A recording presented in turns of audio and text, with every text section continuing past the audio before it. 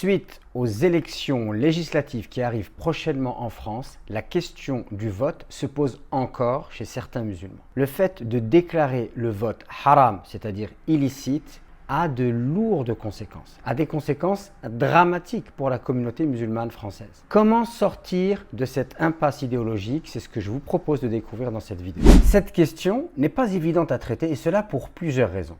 La première, c'est que l'approche idéologique de l'islam nous a donné une vision complètement fantasmée de l'approche de la politique en islam. Par exemple, on nous a vendu qu'après la mort du prophète, prière et paix sur lui, il y a eu 4 califes. Ces 4 califes ont été acceptés par toute la communauté, que l'ordre est indiscutable, et cela, bien évidemment, est une approche complètement fantasmée. La réalité est beaucoup plus nuancée et complexe que cela. Déjà, premièrement, le choix des califes ne relève ni du prophète, prière et paix sur lui, ni du Coran. Il est donc discutable. Mais les musulmans, pour figer cela, eh bien, ils ont rentré, notamment les musulmans sunnites, l'ordre des califes dans le dogme. Donc, lorsque cette question est classifiée dans le domaine du dogme, elle n'est plus discutable. Or, on sait qu'il y a eu beaucoup de conflits. Par exemple, il y a eu beaucoup de conflits chez les musulmans dès le califat de Abu Bakr avec ce qu'on a appelé, à mon avis maladroitement, les guerres d'apostasie. Donc pour la première fois, des musulmans vont tuer d'autres musulmans car ils refusent de verser la zakat et donc vont être considérés comme mécréants. Et c'est pour ça que Abu Bakr va se donner le droit de verser leur sang. Un grand penseur contemporain qui s'appelle Jassim Sultan nous explique brillamment qu'en réalité, les problèmes de l'islam ont commencé dès le début. Car jamais les musulmans ont été en mesure de mettre en place un système qui leur permet d'élire leurs représentants sans faire couler le sang. Donc on a eu Abu Bakr, après on a eu Omar, après on a eu Uthman qui va être assassiné, on a Ali qui va être assassiné, il va y avoir des conflits entre les compagnons et on va passer à une dynastie, la dynastie des Omeyyades, qui va faire que le pouvoir sera maintenant donné par le sang, c'est héréditaire. Donc là clairement, le message du prophète est complètement trahi puisqu'on revient quelque part à une forme de tribalisme. Puisque le terme Omeyyade tire son origine du nom de la tribu Banu Umayya. Je rappelle que les conflits entre les musulmans vont amener jusqu'à le meurtre de certains membres de la famille du prophète, prière et paix sur lui. Ce qui va engendrer ce qu'on appelle le mouvement aujourd'hui chiite. Alors attention, quand je suis en train de parler, je ne suis pas en train de dire que les chiites ont raison, les sunnites ont tort. Non, c'est pas ça. Je suis en train d'expliquer que l'islam, tel qu'il a été enseigné par le prophète, pour des raisons politiques qui ne vont pas être résolues chez les musulmans, va donner 3 versions de l'islam, comme le disent certains historiens. La version sunnite, la version chiite et la version kharijite. Kharijite, les khawarij, c'est les ancêtres de Daesh. Beaucoup de musulmans pensent que en fait, les musulmans ont toujours vécu sous le califat, c'est-à-dire un seul calife, et tous les musulmans étaient réunis sous l'autorité d'un seul calife, ce qui est complètement faux. Très rapidement, après la mort du prophète, prière et paix sur lui, on sait que par exemple, lorsqu'il va y avoir la chute du califat omeyyade, le califat omeyyade va rester à Cordoue. Et dans le nord de l'Espagne, les musulmans vont prêter allégeance au califat abbasside. Et les abbassides vont s'associer ou vont conclure un pacte avec Charlemagne, les Francs, pour s'opposer aux musulmans de Cordoue. Donc non seulement les musulmans n'ont pas toujours vécu sous l'autorité d'un seul calife, mais parfois certains musulmans se sont alliés avec des non-musulmans contre d'autres musulmans. On sait que les musulmans vont connaître beaucoup de guerres civiles et que même parfois il va y avoir des oppositions entre différentes dynasties. La deuxième chose, c'est qu'on a délaissé le Coran comme étant source de référence principale, comme étant le critère de référence. Par exemple, si on lit le Coran, on va s'apercevoir que le prophète Youssouf va être ministre dans un gouvernement qui n'est pas musulman. Donc, on nous dit dans l'islam idéologique qu'on ne doit pas voter pour des non-musulmans parce qu'ils pourraient faire appliquer des lois qui seraient contraires à nos principes. Et le Coran nous dit qu'il y a un homme, c'est un prophète, lui il a carrément été ministre dans un gouvernement qui n'est pas musulman. La deuxième des choses, comme le dit le célèbre théologien Ibn Taymiyyah, dans la sourate Rum, le début de la sourate Rum, la sourate 30, il est dit qu'il va y avoir un conflit entre les Romains, donc qui sont chrétiens, et les Perses. Et les Qurayshites se sentent plus proches des Perses et les musulmans se sentent plus proches des Romains puisqu'ils sont chrétiens. Ils croient en un Dieu unique. Et les Qurayshites vont dire aux musulmans, puisqu'il venait d'avoir une bataille entre les Byzantins et les Perses qui avait été remportée par les Perses, alors regardez des gens qui ont une religion qui est plus proche de la nôtre, ils viennent de battre des gens qui ont une religion qui est plus proche de la vôtre. Et les musulmans étaient attristés de cela, et il y a un verset qui a été révélé pour annoncer la victoire prochaine des Romains dans une dizaine d'années. On rapporte même dans les livres d'exégèse que certains musulmans, certains compagnons du prophète, vont faire un pari avec les Qurayshites pour annoncer la prochaine victoire. Et Ibn Taymiyyah nous dit que c'est bien la preuve que lorsqu'on a le choix entre deux leaders qui ne sont pas musulmans, il est naturel qu'on puisse choisir celui qu'on trouve être le plus proche de nous. Dans la Sourate Al-Maïda, il y a un verset, et en fait c'est un bout de verset qu'on entend souvent.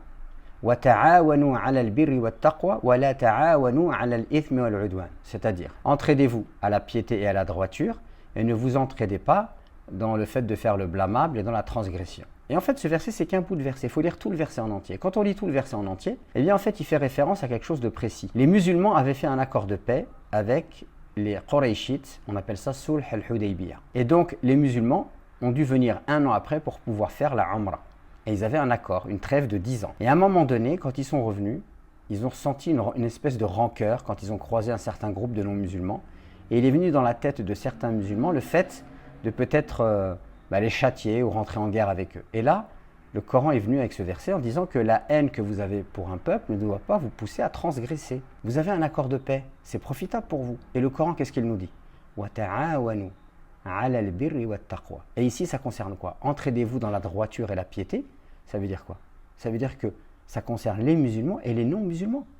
Donc le musulman, même quand il est dans une société non musulmane, qu'est-ce qu'il doit faire ? Il doit faire en sorte d'essayer de faire triompher l'intérêt général, le bien, la justice, le respect des droits humains pour tout le monde.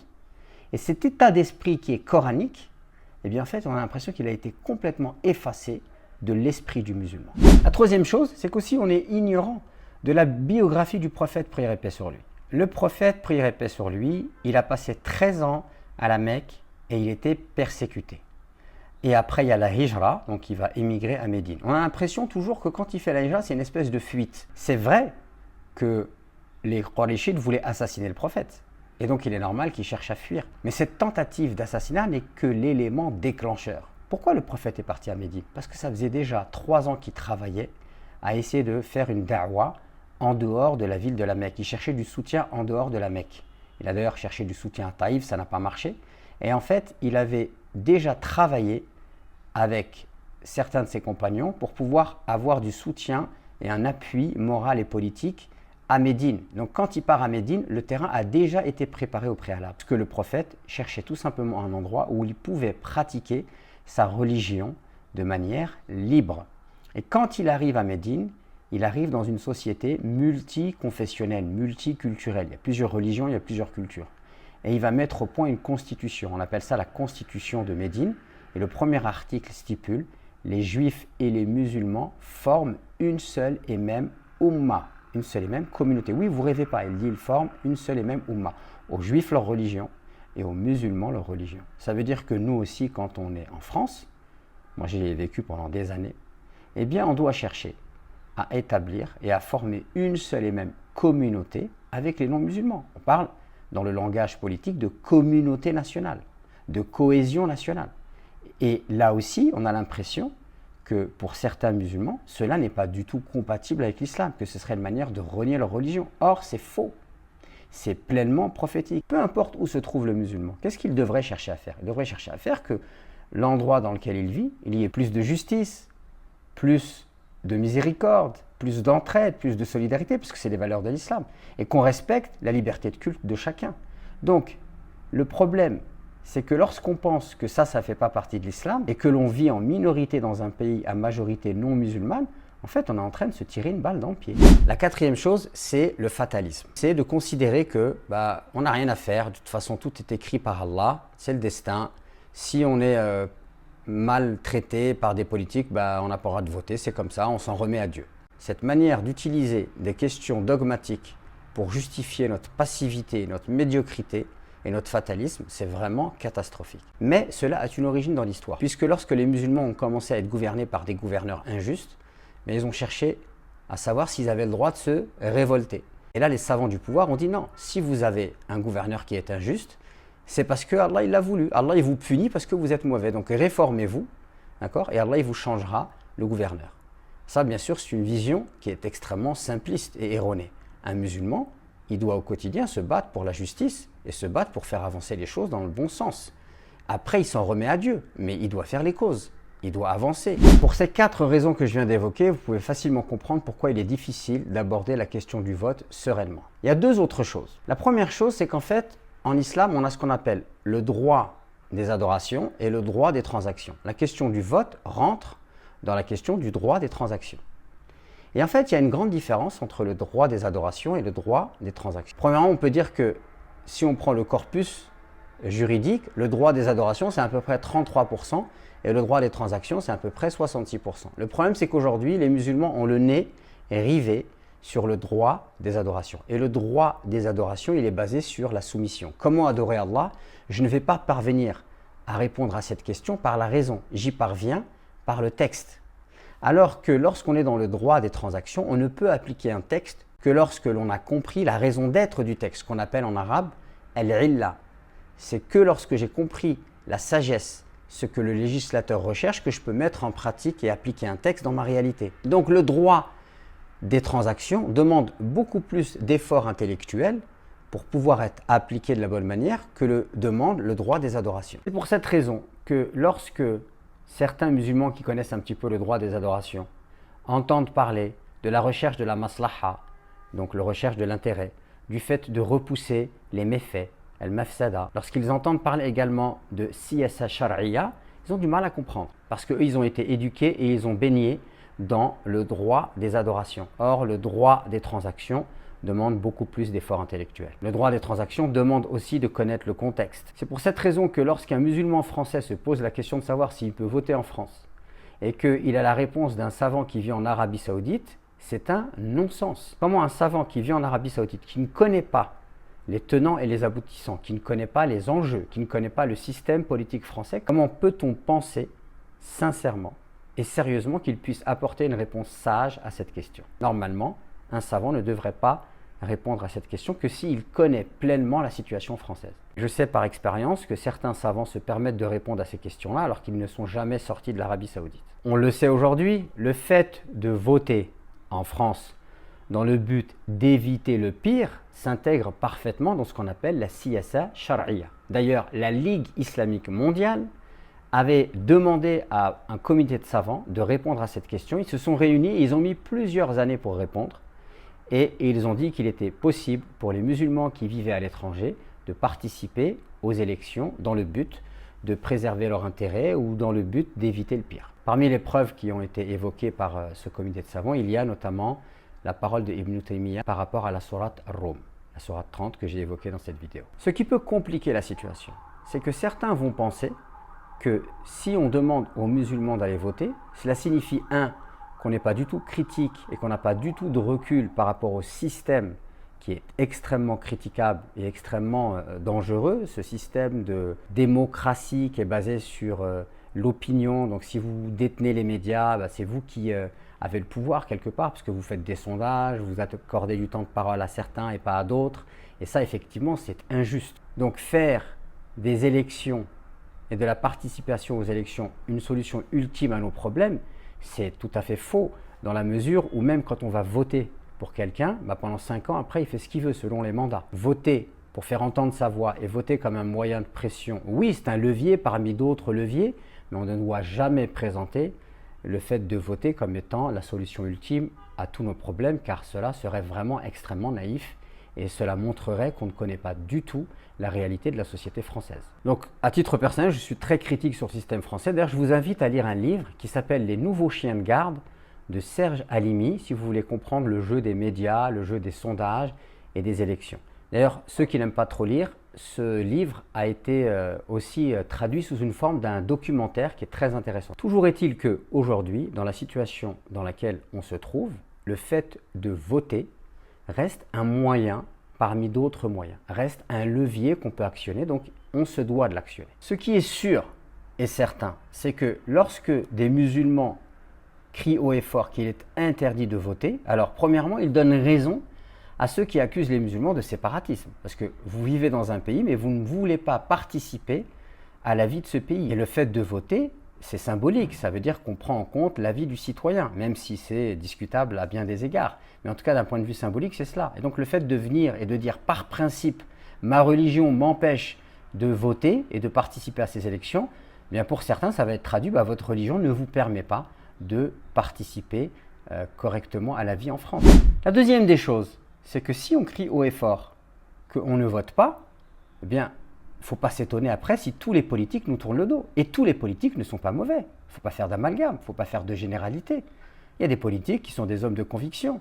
Et ils gagneraient parfois à connaître les musulmans, la situation des musulmans, à avoir une vision plus nuancée de ce que c'est que la communauté musulmane en France, qu'il y a beaucoup de musulmans qui sont intégrés, qui travaillent, qui sont des gens normaux, et qui veulent juste pratiquer leur religion dans la sérénité et le respect de la communauté nationale. Ces gens-là ne pourront jamais s'intéresser à nous si on crie haut et fort que nous, on ne veut pas voter. Troisième chose, c'est que ceux qui nous détestent et qui nous haïssent et qui, pour des raisons idéologiques et stratégiques, veulent faire de l'islam un épouvantail, eux, ils se frottent les mains. Ils se disent « mais allez-y, on peut y aller. On peut leur cracher à la figure, on peut faire ce qu'on veut. » Parce que ces gens-là, de toute façon, ils ne votent pas, ils ne vont pas nous sanctionner dans les urnes. Donc cette passivité et ce fatalisme, le fait de ne pas participer à la vie politique, c'est catastrophique. Et ça va à l'encontre même de l'approche du Coran, puisque le Coran, il a été révélé pendant 23 ans. Et pendant les 13 premières années, le Coran, lorsqu'il est révélé à la Mecque, il prend en compte la situation des Mécois. Par exemple, lorsqu'il y a de la persécution et qu'on dit aux Mécois, vous allez renier votre religion, vous allez insulter votre prophète et vous allez renier votre foi. Tout de suite, il y a un verset du Coran qui descend pour donner une rukhsa, une autorisation. Si vous êtes sous la contrainte, reniez votre foi. Tant que vous avez la foi dans votre cœur, cela ne nuira en rien à votre foi. Regardez comment le Coran s'est adapté et comment il a pris en compte la difficulté des musulmans et comment il a permis ce qui, normalement, dans une situation normale, est inenvisageable, est inadmissible. Donc cette flexibilité du Coran, cette intelligence du Coran, cette adaptabilité du Coran, on a l'impression qu'elle a été complètement enlevée de l'esprit du musulman dans sa pensée. Donc oui, le Coran, il nous a invités à adopter des postures qui sont réalistes et pas à prendre des postures qui sont suicidaires. Pendant les 13 premières années, le Coran a interdit aux musulmans de prendre les armes parce que c'était une posture suicidaire. Pendant les 13 premières années, lorsque les musulmans rencontraient de fortes difficultés, le Coran apportait des solutions réalistes. Donc oui, il faut voter pour peser sur le débat public. Oui, il faut voter pour faire entendre notre voix. Oui, il faut être proche des politiques et chercher à tisser des liens, à discuter avec eux, pas dans une stratégie malsaine, mais dans une vision de ce que c'est que la cohésion nationale. Je vous invite à lire un livre de Mohamed Ramoussi, c'est un Belge, qui a écrit un livre sur la citoyenneté, qui est la clé d'une contribution civilisationnelle. C'est le titre de son livre. Donc voilà, il a tout compris et il explique parfaitement la problématique des musulmans dans son livre, les problématiques de wala wal bara, etc., qui sont très très mal comprises et qui ne sont pas posées à leur place. Al-wala wal bara, c'est-à-dire l'alliance et le désaveu.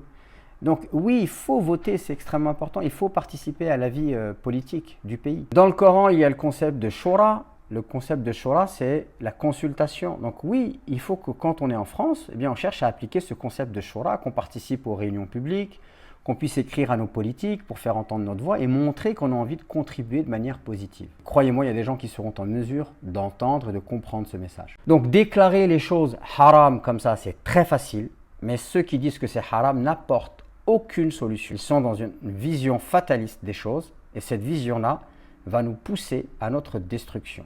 Je vous invite à faire passer le message. Je vous lis en commentaire pour toutes celles et ceux qui aimeraient poursuivre le débat et je vous dis à très vite pour de nouvelles vidéos.